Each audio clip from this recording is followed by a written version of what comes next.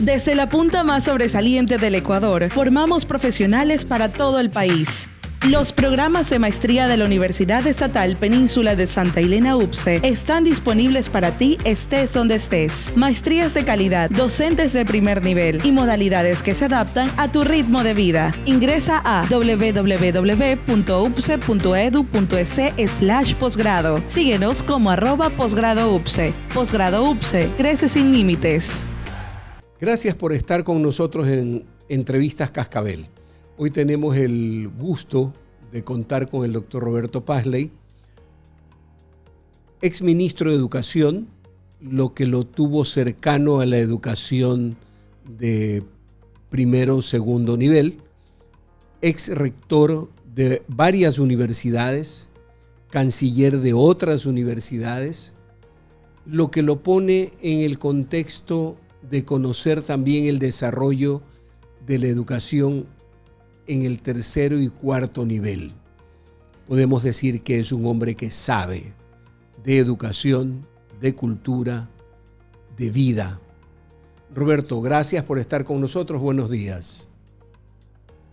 Bueno, inicio agradeciendo a este prestigioso medio que edita la revista Cascabel. Agradezco al doctor Alberto Franco por la invitación. Saludo a todos los miembros del medio y sobre todo a los conciudadanos que están viendo este programa. Muchas gracias, Roberto. Roberto, hablábamos antes de iniciar de diferentes cosas. Hablábamos de ética, de moral, etcétera. Y llegamos a un punto en el que usted me dijo que coincidía con una posición, no mía, sino de mucha gente, de que el problema central que adolece el país es la falta de educación o falla en la educación que genera consecuentemente una falta de cultura. ¿Por qué sostiene usted esto? Bien, la cultura de los pueblos denotan el grado de educación que tienen los ciudadanos, porque son los ciudadanos los que van formando con su actitud los sistemas de gobierno y obviamente los sistemas de estudio. El país más educado o que mejor se comporta no es el que mejor leyes tiene, sino el que su ciudadanía resuelve actuar con respeto, valores, principios, respeto a la ley, respeto a los adultos. Esos son los que mejor calificación tienen en los grados de felicidad y gobierno. De tal manera que en nuestro país ya el sistema educativo ha demostrado que ha fracasado. Si nosotros tenemos que de 10 estudiantes de bachilleres, 7 no tienen el mínimo conocimiento en matemáticas, 8 no tienen el mínimo conocimiento en lenguaje y literatura, vemos que realmente estamos sacando de las escuelas, de los colegios y por ende de las universidades a personas que no van a aportar al progreso del país y más bien con la nueva tendencia del irrespeto, con la nueva tendencia de que el gobierno le da todo, de la ley del mínimo esfuerzo que promueven los que ahora se llaman progresistas, lo que vamos es ir de tumbo en tumbo para llegar a una decadencia de nuestra civilización. Hay una cuestión fundamental. Mucha gente, incluido yo provengo de un colegio fiscal, recibimos educación que nos llevó o nos enrutó hacia lo que era el pensamiento marxista. Pero no solo eso, sino de que otras áreas de nuestra educación nos permitió conocer ampliamente, no solo de temas educativos, sino de temas culturales, lo que nos permitió discernir en el futuro los errores que habíamos cometido de muchachos. ¿Usted cree que esa educación era un poco más completa porque nos permitía llegar a tener razonamiento crítico? En la actualidad, ¿qué pasa? ¿Por qué los jóvenes se enancan fundamentalmente en las teorías del progresismo, del izquierdismo, y no admiten razones en contrario? Mire, el pensamiento crítico y el razonamiento lógico es base en nuestro sistema educativo, en el sistema educativo de todo el mundo, porque eso le da independencia y le da el concepto propio de la naturaleza, del entorno al ser humano. Y así fue criado usted como usted lo manifiesta, y así también fui criado yo. Y no es que lo anterior esté bien porque ya somos mayores y renegamos de lo actual. Yo también, como usted, me eduqué en escuela y colegio fiscal.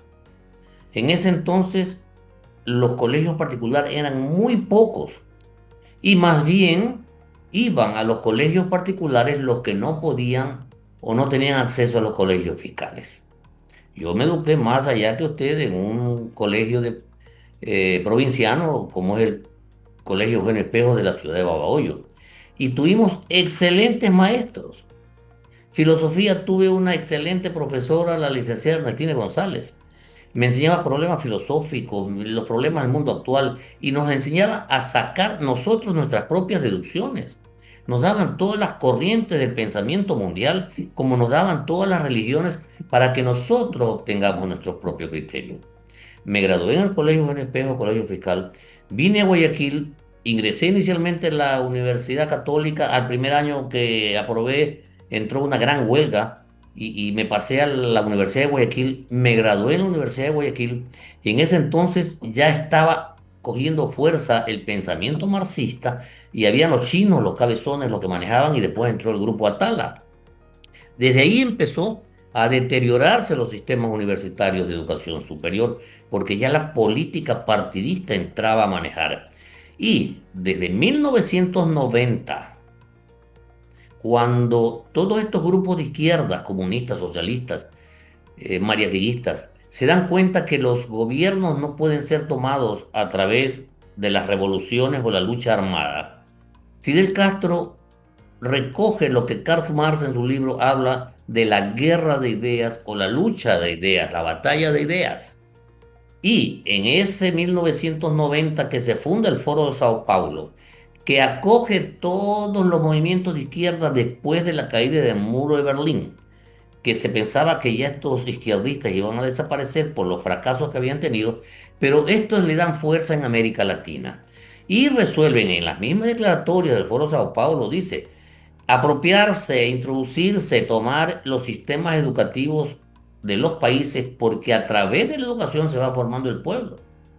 Y lógicamente atacar, contradecir, denigrar, hacer quedar mal a la iglesia, a la policía, a las Fuerzas Armadas, los medios, la universidad, apropiarse de los sindicatos. Y desde ahí, desde 1990, viene esta guerra de ideas apropiándose, inculcando, adoctrinando a nuestra juventud. Cuando yo fui ministro de gobierno había una actuación hegemónica del MPD en la UNE que tenían tomada la educación.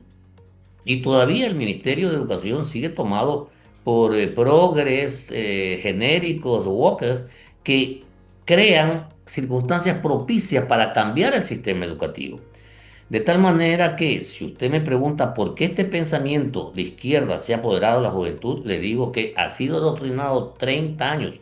En las revueltas que tuvo Ecuador en 2019 y en el 2022, si usted ve quiénes estaban en las calles, eran jóvenes de menos de 30 años, donde ya influenció el pensamiento progresista, el pensamiento izquierdista o el pensamiento hueco, para que estos protesten contra lo estatuido, en los regímenes estatuidos. Entonces, el esnovismo era irnos contra todo lo que está estatuido y vámonos por la justicia social, que más que justicia social es un pedigüeñismo de derechos sin respetar los deberes, y desde esa manera no hay Estado que aguante. Se prohíbe extracción, se prohíbe generar riquezas. No hay petróleo, no hay minas, pero en cambio pedimos más y más obra pública, más dinero para esto y más dinero. Ahora mismo, este paro ilegal, este paro que castiga al pueblo mismo, porque han suprimido o eliminado los subsidios, está dirigido políticamente y está dirigido por quienes sabemos, un partido político que tiene intereses y sobre todo por contrabandistas de diésel para generar narcotráfico, los que utilizan en la minería ilegal. Ellos están fomentando, por eso es que las provincias donde más arrecia estas paralizaciones son donde existe la minería ilegal. Claro. Roberto, luego de que hemos visto cómo está actualmente la juventud, que es la directamente beneficiaria de la educación, vamos a hacer una breve pausa y volvemos en el siguiente bloque para analizar lo que debe de ser la estructura jurídica en la cual se debe asentar la educación. Volvemos. Estudia una maestría en la Universidad Estatal Península de Santa Elena, UPCE. Elige entre 25 programas de posgrado diseñados para profesionales como tú. Aprovecha hasta un 50% de descuento en matrícula y transforma tu futuro. Excelencia académica, docentes expertos y modalidades que se adaptan a tu ritmo de vida. Síguenos en redes sociales como @posgradoupce. Ingresa a www.upce.edu.es/posgrado. Posgrado UPCE, crece sin límites. Tal como habíamos indicado, tenemos en este momento la oportunidad posible, si es que la gente vota que sí, que se haga una nueva constitución. Pero esa nueva constitución no es exactamente el sumum de las soluciones.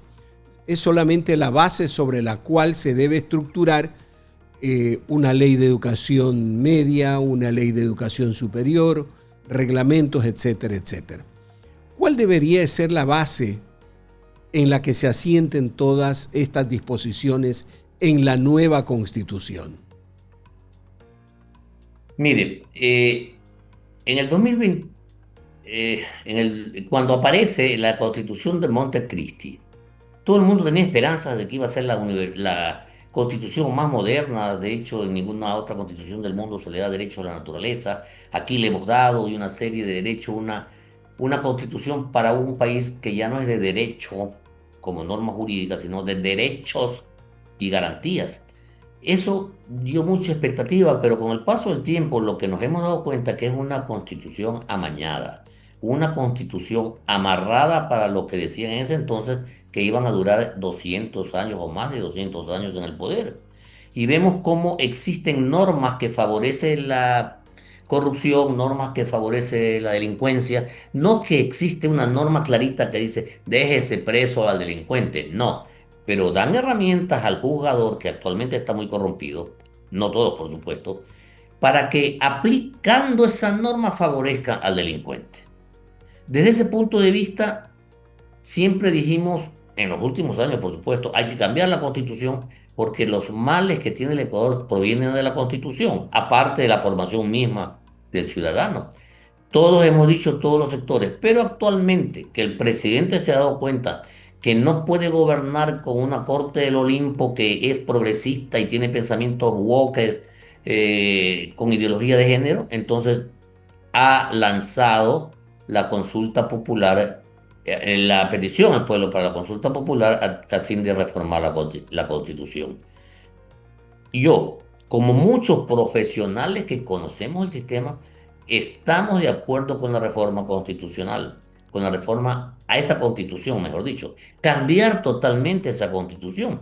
Todo depende que en esa asamblea constituyente el partícipe o el constituyente sea persona consciente, equilibrada, no vaya con criterios políticos ni ideológicos, sino a servir al país. Si nosotros ponemos de constituyentes a personas que hacen cualquier cosa menos que sea de conocimiento, entonces va a ser un fracaso. De todas maneras, ¿qué deberíamos ver en esa Constitución? Primero, que no sea tan reglamentaria de 400 artículos, sino de 80 artículos, máximo 100 artículos, donde se siente bases. Se siente bases, por decir, usted me dice en educación. Yo lo primero que pondría es que haya un absoluto respeto a la diferencia, a la naturaleza jurídica del derecho público y del derecho privado. Exacto. Una cosa es la universidad pública y otra cosa es la universidad privada. La universidad pública se rige por los controles de Contraloría, la universidad privada se rige por el SRI. La universidad pública tiene otros parámetros que es totalmente subvencionada por el Estado. La universidad privada no recibe ni $1 del Estado. Todo lo recibe de su propia actuación que autogenera ingresos. Desde ese punto no pueden tener el mismo régimen. Y las libertades de cátedra son diferentes. Si nosotros podemos señalar una línea base que tanto la pública como la privada deben cumplir para asegurar la calidad es otra forma, pero permitir que tanto la pública como privada pueda generar sus propios insumos para mejorar la calidad educativa. Más facilidad o más agilidad de cambios y de progresos lo tiene la universidad privada porque no está todavía tan comprometida con el criterio ideológico de la izquierda. Recordemos nosotros que hace más de 100 años, ya un siglo, en 1918, hubo un manifiesto de Córdoba en Argentina donde se transforman los principios de la universidad y tuvo inmediatamente apogeo en toda América Latina, entre ellos el cogobierno universitario, la autonomía universitaria, la gratuidad, la extensión, la democratización del sistema educativo, y está bien. Si la Lógico. universidad pública y el gobierno quiere aplicar totalmente los asuntos, cójanlo e impónganlo en sus universidades. Pero no puede existir cogobierno en una universidad privada, porque es como que en un hospital pongamos cogobierno y tiene que ir a operar de corazón abierto el médico especialista, el enfermero, el que tiende las camas, el que lava la ropa, el que cuida la puerta. Eso sería cogobierno, eso es la universidad. ¿Qué Así tiene que es. hacer el gobierno universitario en la formación del ser, Hay una de la cuestión, personalidad? hay una Y eso es cuestión lo que nos está sobre, perjudicando. hay una cuestión sobre la universidad privada. Usted habla del tema del cogobierno. Estoy totalmente de acuerdo en que el cogobierno no es funcional con una universidad privada. Que los estudiantes tengan acceso a la expresión de sus inquietudes y preocupaciones, ok, estamos de acuerdo, pero tiene que crearse la forma. Punto uno. Y punto dos, el tema de que la universidad privada es un ente que no tiene un dueño, que no tiene una persona a la cual realmente responder, me parece que puede afectar un poco a la exigencia de la calidad. Existe una excepción hecha aquí en Guayaquil con una universidad privada, sector al que usted pertenece, pero donde sí se ha mantenido esa exigencia tal cual como que si hubiese un solo dueño, aunque es un cuerpo colegiado. Pero las otras universidades no responden de esa manera y eso ha generado una brecha fuerte entre esa universidad y las demás. ¿Cómo cree usted que debería de ser esa representación? Mire, plenamente de acuerdo que los estudiantes tienen el derecho a manifestarse y de opinar y lo hacen en las universidades privadas, pero no dentro del estamento que debe ser considerado. Ellos no deben gobernar las universidades, como no deben gobernar los hospitales, como no deben gobernar ningún lugar donde están estudiando. En Ecuador no existe propiedad de las universidades para el sector privado o como empresa. Existe la universidad pública, obviamente, con leyes que también son las leyes de la universidad privada, y la diferencia en la única forma de el mantenimiento, el financiamiento a las universidades públicas, las financia totalmente el Estado, les da todo el dinero. En las privadas el Estado no da ni $1 y tendrá que gestionarse por sí mismo.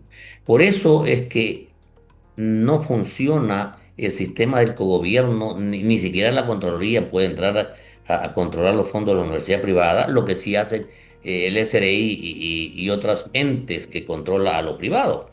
Pero que vengan a decir qué materias tienes que dar, cómo dar, que todos los profesores o el 80% o el 50% tiene que ser a tiempo completo. Eso no puede decir porque cada quien funciona de acuerdo a sus facultades, a sus planes de trabajo y de acuerdo a la ley, eso sí, sin salirse de la ley. Estados Unidos, Francia, Alemania, Japón, Corea del Sur, tienen México, incluso Chile, universidades privadas del sector empresarial, donde grupos privados invierten en educación y tienen educación de muy buena calidad. En América Latina, que es donde se puso de moda y en vigencia el Manifiesto de Córdoba, México tiene una universidad privada sustentada por empresa privada con fines de lucro y tiene muy buena educación. Argentina, que es la misma donde nació la Revolución de Córdoba, tiene universidad privada de muy buena calidad. Chile también tiene universidad privada por empresa privada. Costa Rica, Honduras, en fin, existe gran cantidad. Las mejores universidades del mundo son privadas, como son Definitivamente. Harvard, Cambridge. Todas esas universidades son privadas y se rigen por un board, que es un patronato que maneja estas universidades, pero ellos sí obtienen réditos y las invierten nuevamente en la universidad. En Ecuador pasa lo mismo. Usted bien anotó que no tiene propietarios la universidad privada, no tiene propietarios, es de la comunidad universitaria, pero la comunidad universitaria designa a el equipo que rige los destinos de la universidad. Ya en Ecuador se permitió en las últimas reformas que exista el patronato regente, que es el que si no alcanza el dinero de los estudiantes, ve a ellos de dónde encuentran financiamiento, porque a la universidad privada no es que el gobierno le da ni un dólar. Entonces, ese patronato regente hace las veces del board o el equipo asesor de Cambridge y de Harvard para conseguir financiamiento y apoyar a la universidad privada. Claro. No es que los accionistas se llevan parte de sus ingresos, no, todo tiene que ser invertido y todo lo intervenimos, pero la universidad privada debe tener mayor libertad y ser considerada dentro de su esquema jurídico. Lo mismo los colegios particulares o privados. El Ministerio de Educación actualmente confunden y piensan que todos son como los públicos e incluso dispone a los colegios privados en qué gastar, en cómo invertir los réditos que tienen, que poner profesor, quitar profesor, lo cual está totalmente errado. Por eso es que nuestra educación está tomada por ese adoctrinamiento generado por los progresistas de ideología de género woke. Lo que usted me acaba de decir me ha llamado profundamente la atención y para analizar esa reglamentación volvemos en el siguiente bloque en un instante. Desde la punta más sobresaliente del Ecuador, formamos profesionales para todo el país. Los programas de maestría de la Universidad Estatal Península de Santa Elena UPCE están disponibles para ti estés donde estés. Maestrías de calidad, docentes de primer nivel y modalidades que se adaptan a tu ritmo de vida. Ingresa a www.upce.edu.es/posgrado. Síguenos como @posgradoupce. Posgrado UPCE, crece sin límites. Doctor Pazley, usted me indica que el Ministerio de Educación incluso está tomando en este momento la actitud de designar profesores o sugerir profesores en el ámbito privado. Esto seguramente lo hacen amparándose en alguna reglamentación, en alguna ley. Entonces, ¿cuál debería de ser la estructura legal que se debe manejar a nivel de educación privada para lograr esa independencia de quienes crean una institución privada de educación, bien sea a nivel de primaria, secundaria o tercer nivel, cuarto nivel, etcétera, para que no se vean afectados? Porque independientemente de que hayan intereses económicos que creo que deberían de ser muy controlados, los intereses son de formación. Entonces, dentro de ese ámbito, ¿cómo debería de generarse la estructura legal para proteger eso? Primero, el respeto total al régimen jurídico de lo público y lo privado. El Ministerio de Educación como ente rector debe trazar las líneas generales del sistema educativo y debe de dirigir y controlar la educación en el sistema público. También debe de controlar y dirigir que no se cometan irregularidades en el sistema privado, pero no puede ingresar a dirigir cómo tiene que ser manejada la institución qué profesores tiene que contratar ni cómo hacerlo. Nosotros, y usted que conoce mucho de educación, vemos que en el Sistema Nacional de Educación existe la educación regular, que son para estudiantes que no tienen dificultades, la educación especial para estudiantes que tienen graves problemas educativos, y la educación inclusiva, que son para aquellos chicos con problemas de aprendizaje que sí pueden ser absorbidos por el sistema regular. El sistema, cada institución se crea de acuerdo a su especialidad.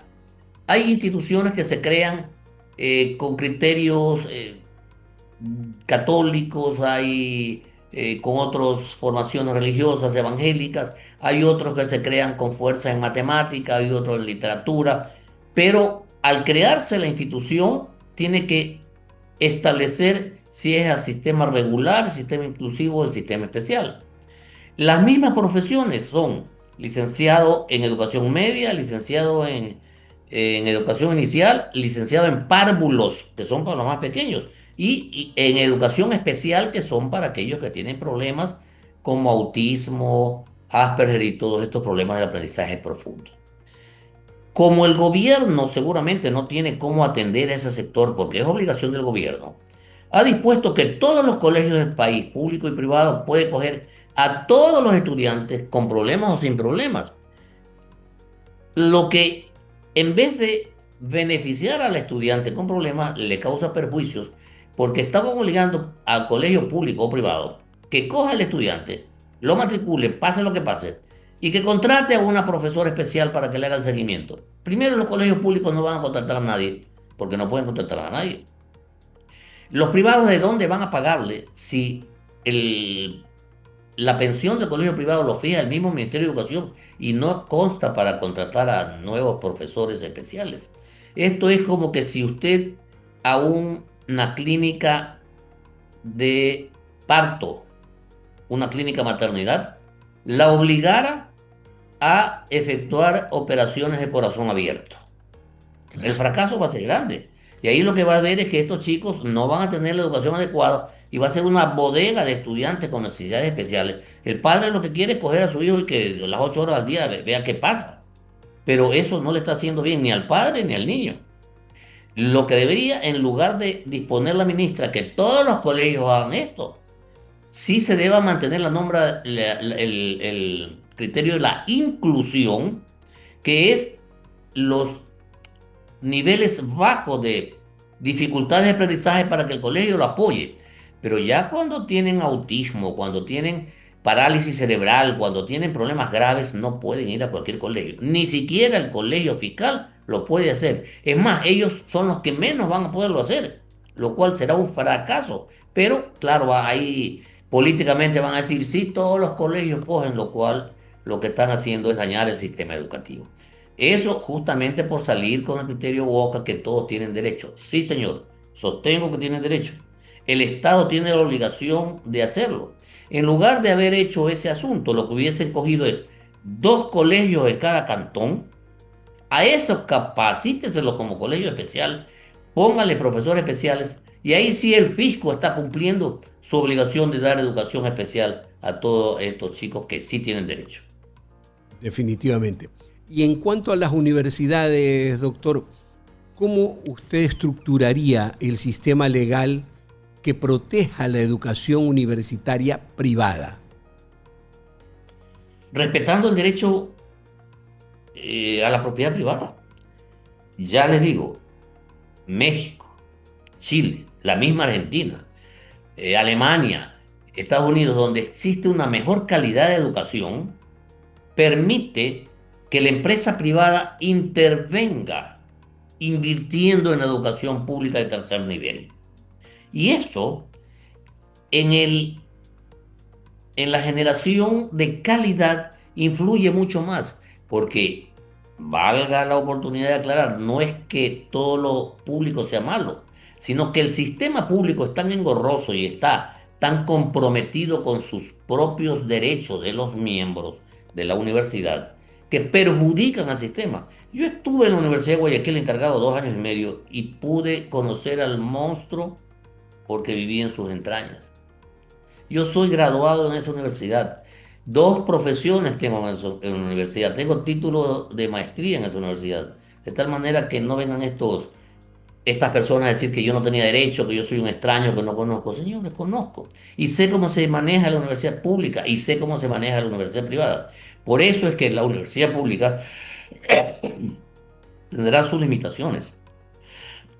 Existen muy buenos ejemplos del manejo de la universidad pública, pero para esto el rector o el equipo deberá estar no comprometido con la política partidista ni pretender beneficiar a sectores. Entre ellos, la Universidad UTPL de Manabí, del rector Zambrano, y la Universidad de Guayaquil mismo actualmente está fuera de ese foco infeccioso que estaba, va a tener 4 años que terminamos la intervención y su rector está llevando con quejas, por supuesto, siempre van a haber quejas, pero creo que la está llevando en buena manera.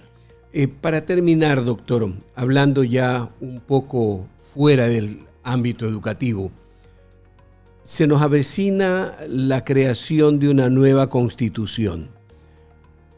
¿Usted cómo cree que se debería estructurar la creación de esa nueva constitución? Veo que dentro de las características de los constituyentes no constan requisitos de profesionalismo, de experiencia, de probidad, porque la Corte ya lo había dicho que no podía ponerlo en dictámenes anteriores, lo cual es un error absoluto, un tremendo error, porque si usted va a hacer algo especializado, tiene que ser personas especializadas.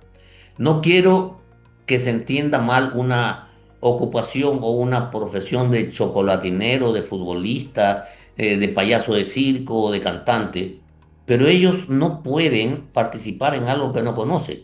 Así como ellos no pueden participar en una operación al cuerpo humano en medicina, tampoco pueden participar en la elaboración de un documento jurídico que va a ser la base normativa del país.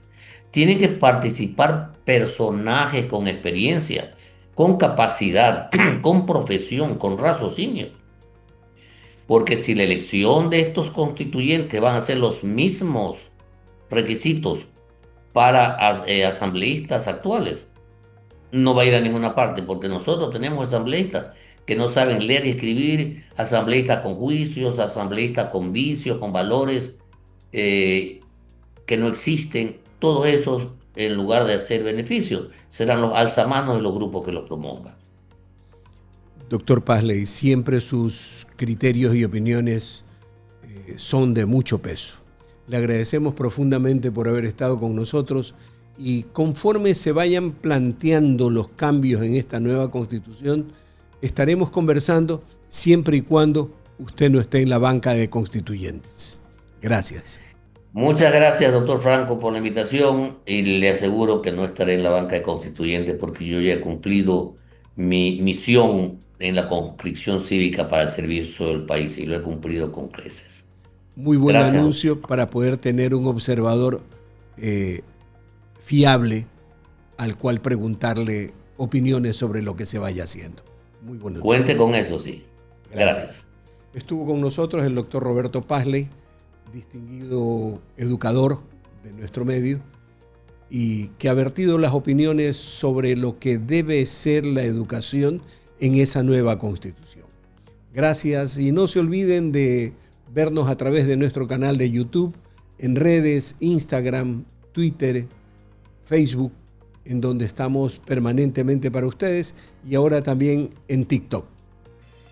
Estudia una maestría en la Universidad Estatal Península de Santa Elena, UPCE. Elige entre 25 programas de posgrado diseñados para profesionales como tú. Aprovecha hasta un 50% de descuento en matrícula y transforma tu futuro. Excelencia académica, docentes expertos y modalidades que se adaptan a tu ritmo de vida. Síguenos en redes sociales como @posgradoupce. Ingresa a www.upce.edu.es/posgrado. Posgrado UPCE, crece sin límites.